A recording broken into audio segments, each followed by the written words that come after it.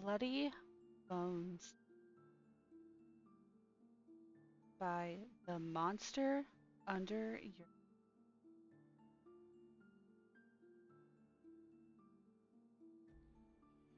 Way back in the deep woods, there lived a scrawny old woman who had a reputation for being the best conjuring woman in the Ozarks. With her bedraggled black and gray hair, funny eyes, one yellow, one green, and her crooked nose. Old Betty was not a pretty picture, but she was the best there was at fixing what ailed a man, and that was all that was counted. Old Betty's house was filled of herbs and roots and filled with conjuring medicine.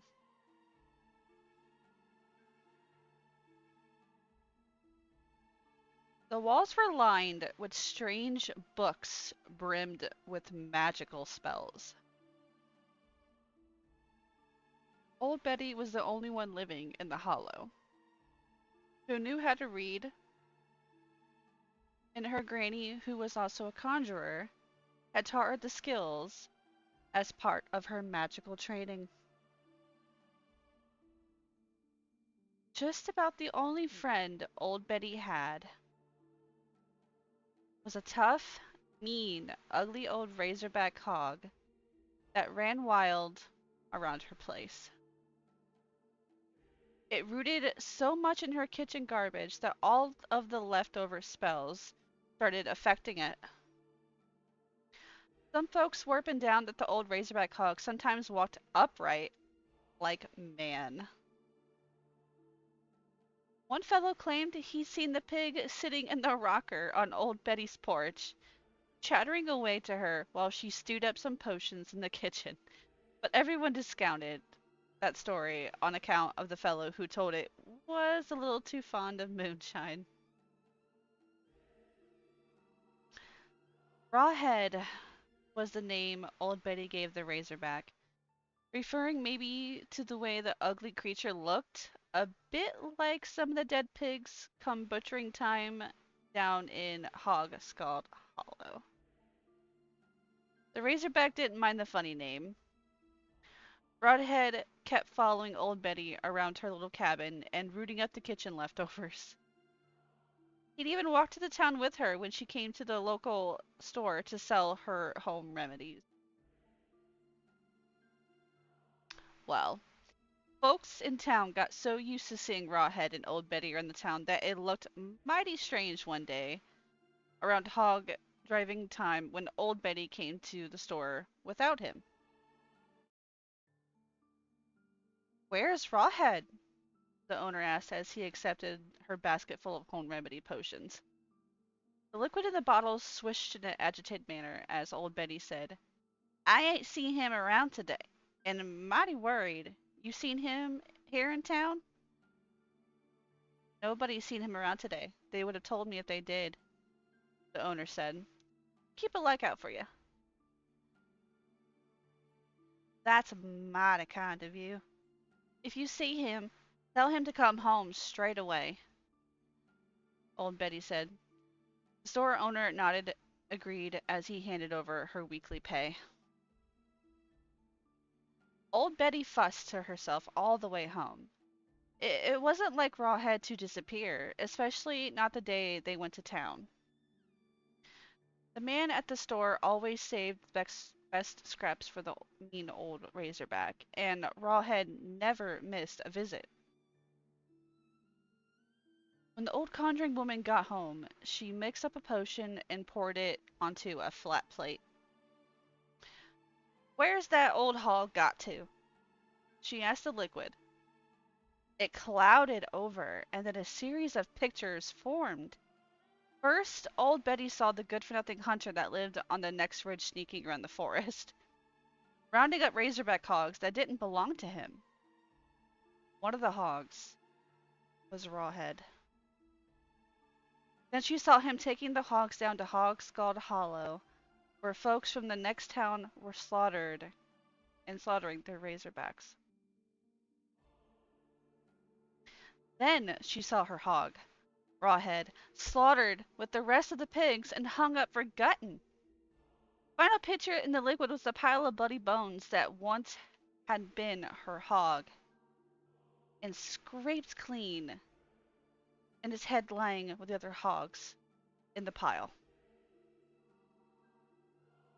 Old Betty was infuriated by the death of her only friend.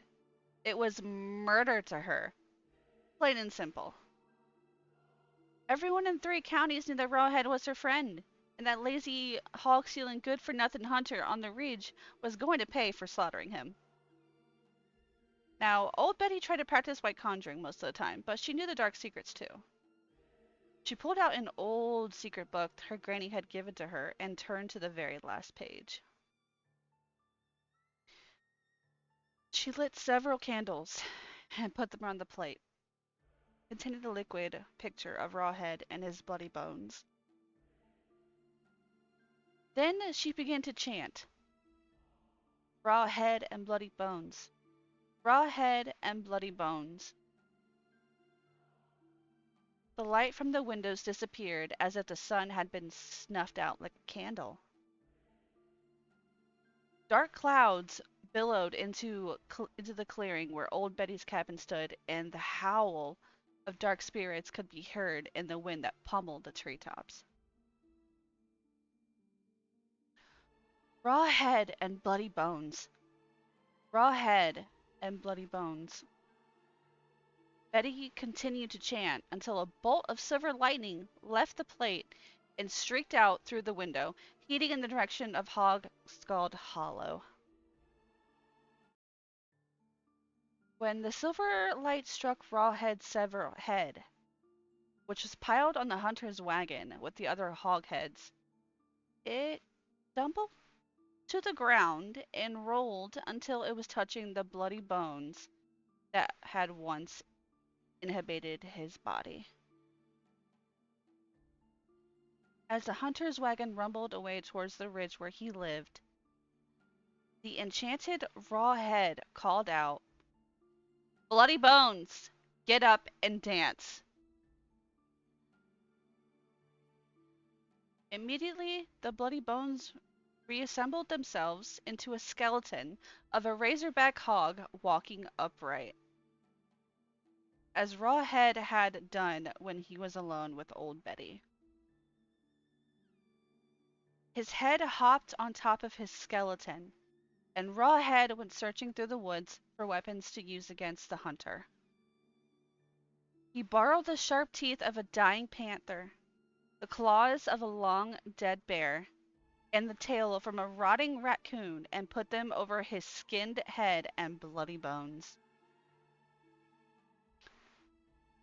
The Rawhead headed up the track towards the ridge, looking for the hunter who had slaughtered him. Rawhead slipped past the thief on the road and slid into the barn where the hunter kept his horse and wagon. Rawhead climbed up into the loft and waited for the hunter to come home. It was dusk when the hunter drove into the barn and unhitched his horse. The horse snorted in fear, sensing the presence of Rawhead in the loft. Wondering what was disturbing his usually calm horse, the hunter looked around and saw a large pair of eyes staring down at him from the darkness in the loft. The hunter frowned, thinking it was one of the local kids fooling around in his barn. "Lando Ghosh, what have you got those big eyes for?" he snapped, thinking the kids were trying to scare him with some crazy mask. "To see your grave," Rawhead rumbled very softly. The hunter snorted irritably and put his horse to the stall. "Very funny, ha ha," the hunter said. When he came out of the stall, he saw Rawhead had crept forward a bit further. Now his luminous yellow eyes and his bare claws could clearly be seen. "Land of Goshen, what have you got those big claws for?" he snapped. "You look ridiculous." To dig your grave, Rawhead intoned softly, his voice a deep rumble that raised the hairs on the back of the hunter's neck. He stirred uneasily, not sure how the crazy kid in his loft could have made such a scary sound. If it really was a crazy child. Feeling a little spooked, he hurried to the door and let himself out the back. Rawhead slipped out the loft and climbed down the side of the barn behind him. With nary a rustle to reveal his presence, Rawhead raced through the trees and up the path to a large moonlit rock.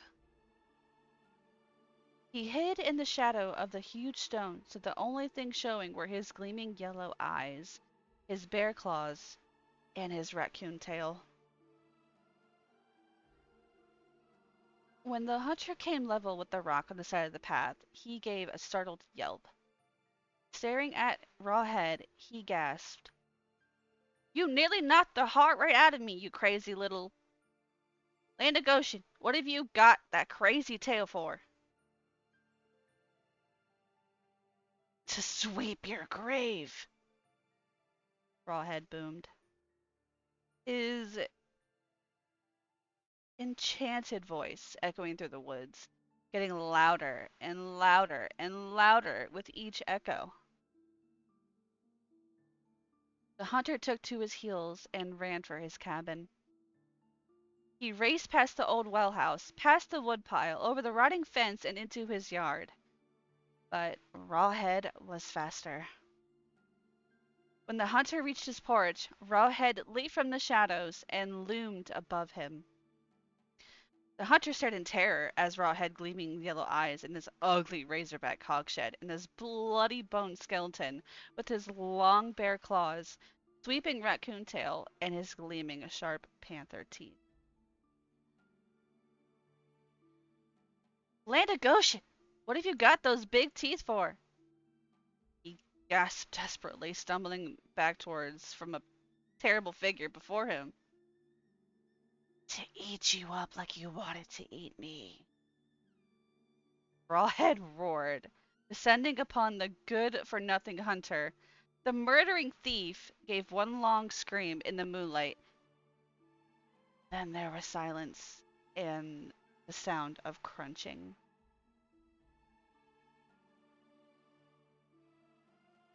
Nothing more was ever seen or heard of the lazy hunter who lived on the ridge. His horse also disappearing that night. But sometimes folks would see Rawhead roaming around through the forest in his company of his old friend, Old Betty. And once a month, on the night of the full moon, Rawhead would be riding the hunter's horse through town, wearing the old man's blue overalls over his bloody bones, with the hole cut out for his raccoon tail. In his bloody, bare-clawed hands, he carried his raw, razorback hog's head, lifting it high against the full moon for everyone.